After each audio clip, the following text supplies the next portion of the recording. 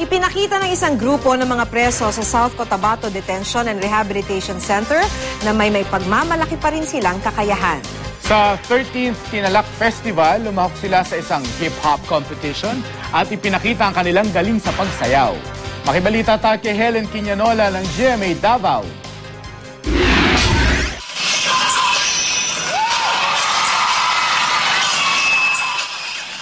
Dumagundo ang South Cotabato Gymnasium and Cultural Center nang humataw ang hip-hop dance group na ito. Sila ang ipinagmamalaking inmates ng South Cotabato Detention and Rehabilitation Center. Pinayagan sila ng korte na pansamantalang makalabas ng kulungan para magtanghal.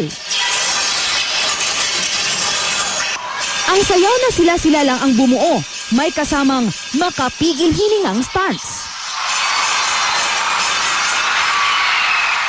Nakabantay naman habang nanunood ang mga jail guard.